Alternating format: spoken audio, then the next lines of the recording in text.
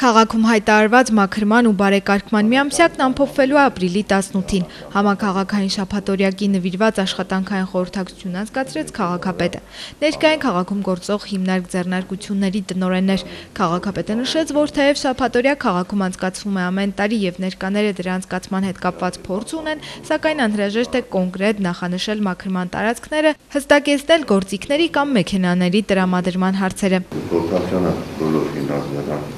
Քաղաքի ներկա այդ մի քիչ տեխնիկապես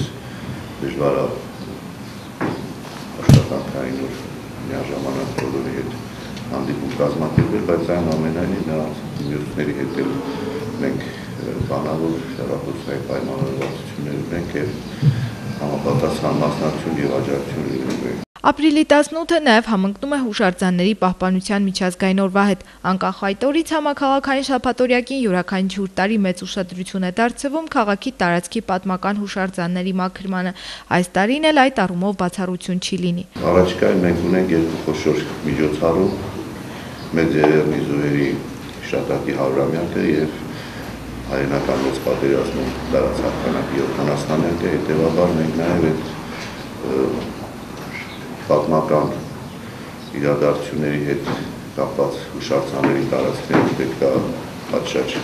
վիճակի բերենք։ Շաբաթօրյակի նաև կանաչապատման աշխատանքներ են կատարվելու, տնկվելու են ծաղիկներ։ Շաբաթօրյակի անցկացման համար քաղաքապետարանը նաև որոշակի քանակով աշխատանքային գործիքներ է ձեռք բերել։ Դրանք կհատկացվեն հիմնարկ ձեռնարկություններին։ Ընդհանուր առմամբ ձեռք ենք բերել 90 հատ գոգավոր բաղ, 20 հատ սրածայր բաղ, 10 հատ էտի մկրատ, 80 հատ փոցխ, ավել 100 հատ եւ 200-ական հատ ձեռնոց բանվորական եւ պարկ աղբի, որպեսզի հավաքած աղբը, որը պարկում հնարավոր է տեղավորել, հավաք պարկերի ձևով հավաքվի, ճամփերին դրվի, դրան տրանսպորտային միջոցներ կունենանք, որ շրջեն եւ հավաքեն։ Ներկաներին քաղաքապետը հորդորեց առաջնորդի դեր ստանձնել ու աշխատավայրում, թաղամասում ու բակում հանդես գալ ակտիվ շաբաթօրյակ անցկացնելու նախաձեռնությամբ, այնուհետև խոսվեց տարածքների բաշխման մասին։ Քաղաքապետը նշեց, որ այս տարի էլ ավանդույթը չի խախտվի եւ յուրաքանչյուր հիմնարկ ձեռնարկություն, կրթական հաստատություն, մաքրություն կհաստատի իրենց ամրագրված տարածքում։ Տարածքները լավ ավելի կոնկրետացնենք, յուրաքանչյուր կազմակերպություն, կրթական, մանկապարտեզներ, դպրոցներ իրենց հարակից տարածքներում են աշխատում,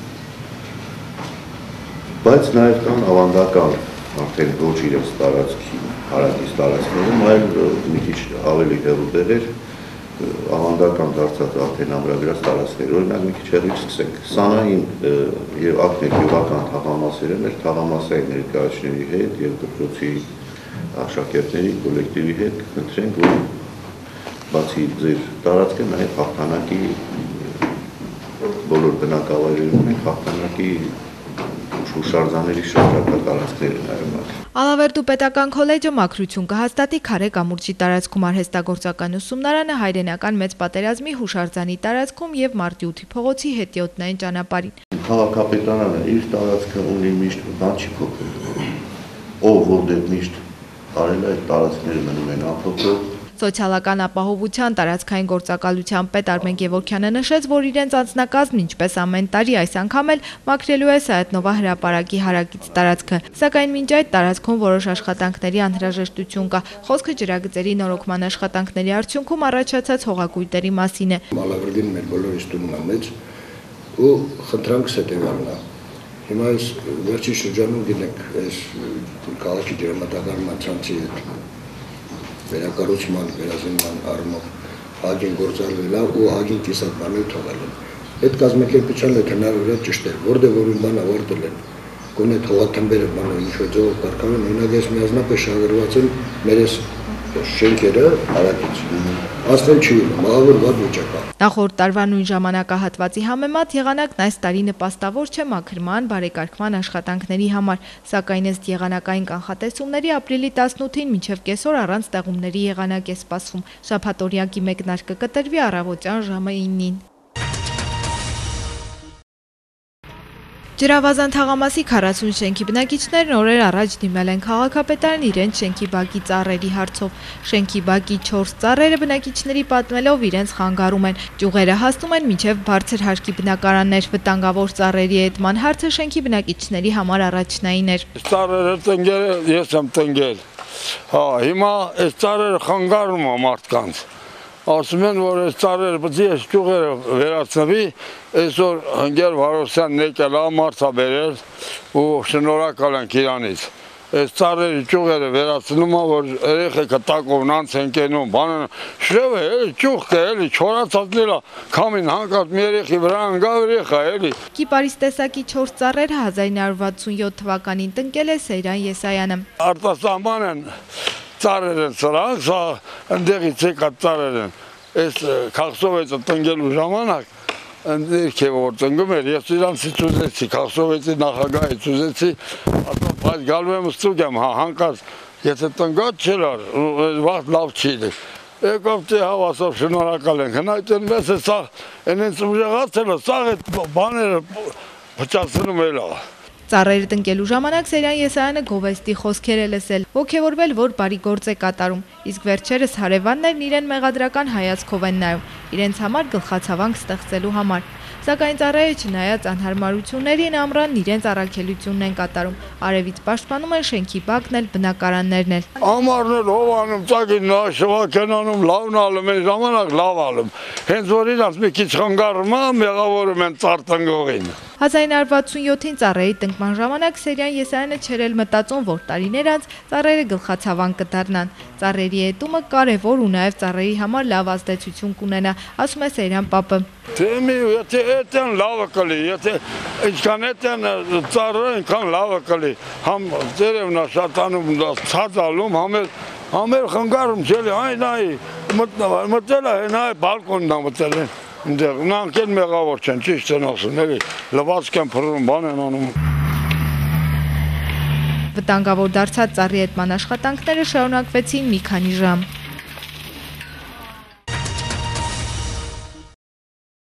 Այս տարի նշվում է Հայոց ցեղասպանության 100-ամյա տարելիցը եւ ինչպես ամբողջ աշխարհում, Հայաստանում, այնպես էլ Ալավերդում սպասվում են բազմաթիվ միջոցառումներ։ Ինչպես բոլորը, այնպես էլ մենք դեռ տարվա սկզբին հունվար ամսին նախնական ծրագիր են գրել, հանձնել, քննարկել,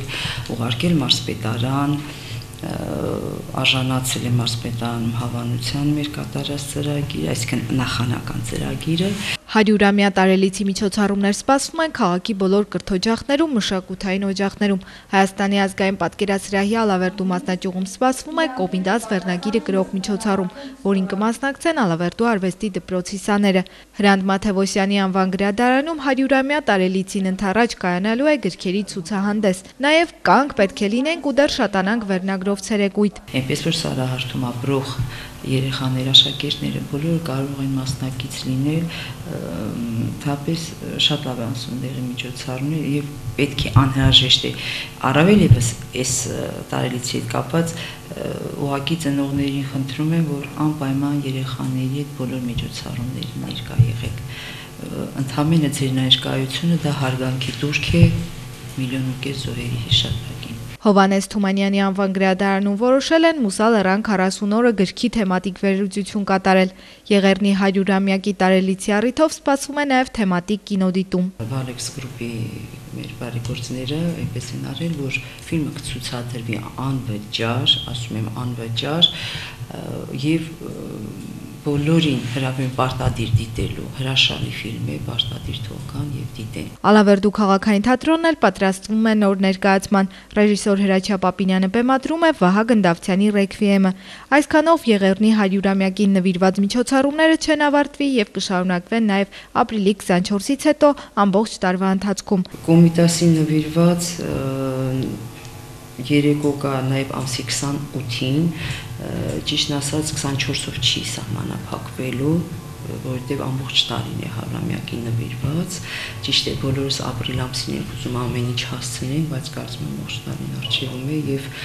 երբեք քիչ չի միջոցառումներ նվիրել կամ հիշատակել օրեր նվիրել այդ մարդկանց։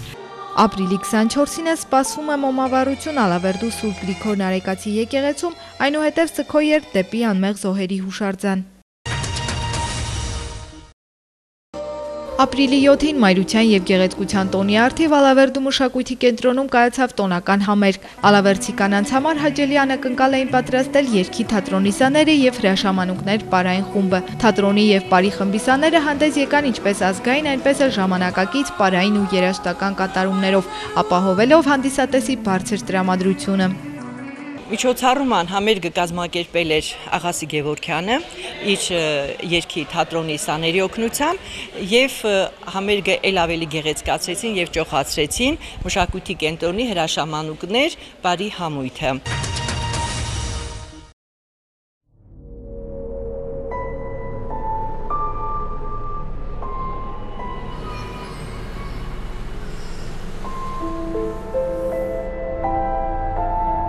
Կարողանալով գրանցել հարկերի հավաքագրման բարձր տոկոս, համայնքապետարանները ի վիճակի չեն լիարժեքորեն կատարել իրենց պարտականությունները։ Արդյունքում չվճարելով հարկերը, հարկատուները կորցնում են ավելի շատ։ Պատկերը կլինի հակառակը, եթե վճարեք գույքահարկը եւ հողի հարկը։ Վճարելով հարկերը, դուք տալիս եք ձեր երեխաներին հետաքրքիր եւ գունեղ մանկություն ունենալու հնարավորություն։